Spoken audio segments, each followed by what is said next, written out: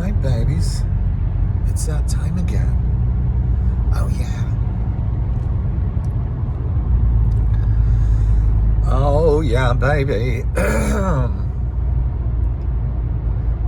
Dark and sort of post-rainy. So we have that air, we have the essence of mystery about us, such as my brand new remote starter that I had installed in my car did not work today.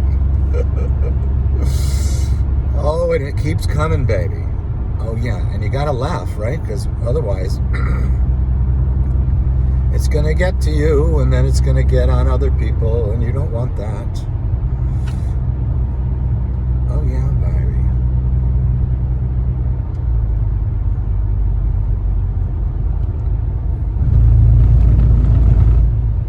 So, yeah, I'm going to talk about vulnerability in community. That's what I'm going to talk about.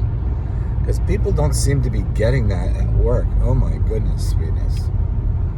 Wow.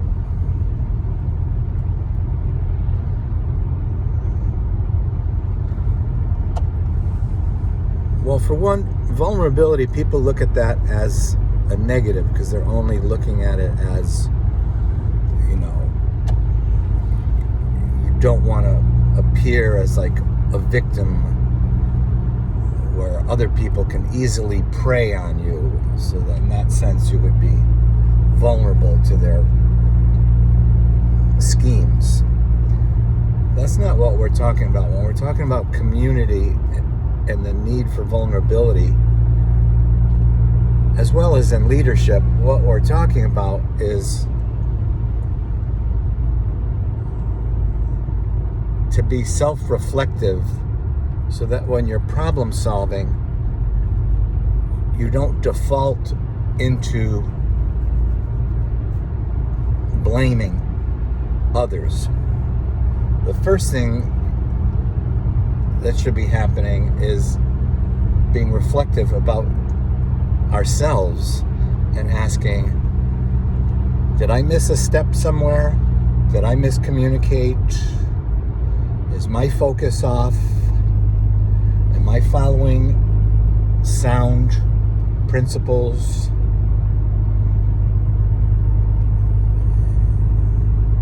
And if you're honest with yourself, usually you'll find there is something that you could have done better that might have helped avoid the entanglement, whatever it might be.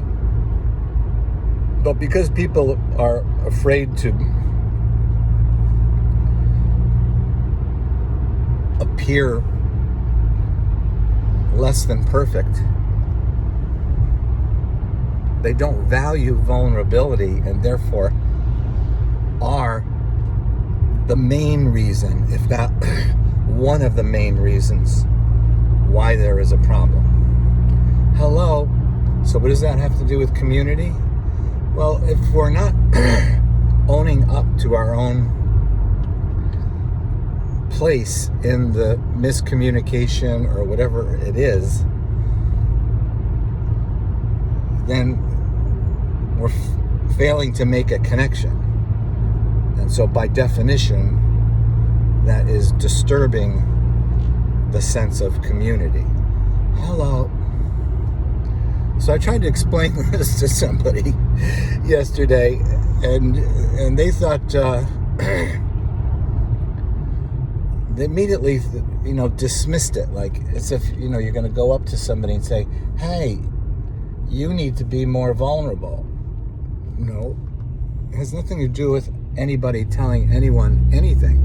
It has to do with every individual buying into the community in such a way that they see everyone's choices as either building or breaking down the community.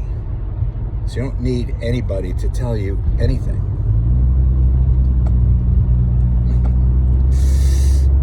And wouldn't you know, the person who's having the difficulty with this is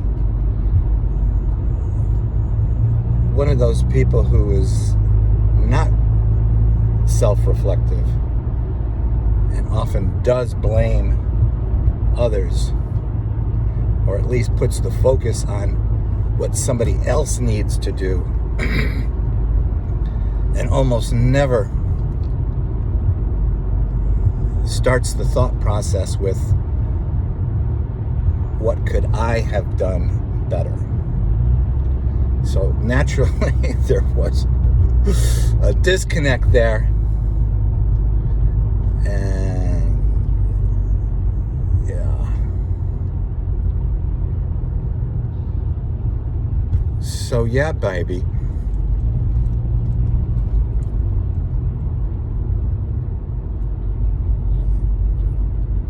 So I feel like that's an essential piece in our growth as part of the body of Christ, because if the Spirit is trying to get us to change and we're just like negative and complaining about something we don't like, but we're not aware that we might be adding to the problem, then there's really nothing the Spirit can do with that. Because we have to be in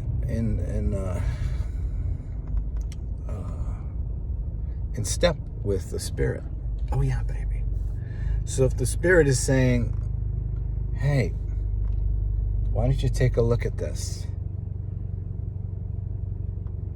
We should be self-aware enough to see ourselves defaulting to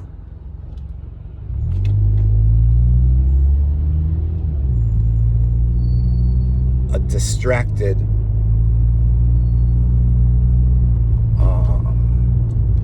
perspective, or one where the attention is not on self but on others. Oh yeah, baby. And this is just driving me crazy. And I'm not sure if I'm going to be able to make it to 2029 when I think I'm going to retire, because it's just weighing on me so much that it's like I'm constantly seeing a lack of connection and a lack of community. And, you know, people, if I explain this to people, they'll be like, oh, well, you're just being negative. And you're part of the problem because you're blaming others. And there's only so much you can do. You know, when people are unwilling to consider what they need to do as individuals in order to help the entire system. So thankfully in the Spirit we can find an oasis of support and growth by just managing ourselves. But I'm just saying, I'm just recognizing the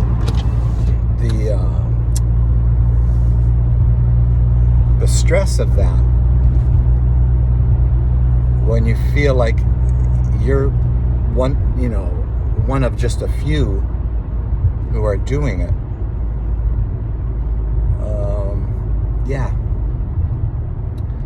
So there it is. I'm sharing with you my challenge. And of course I'm talking about work. And my work is primarily with suicidal teenagers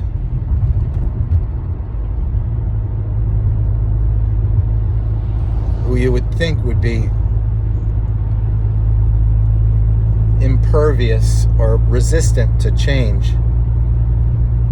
But my experience is they're much more ready to change than the adults who are often not self-reflective and because of that, don't see themselves as one of the primary causes of the students' lack of growth. Oh yeah, baby. Oh!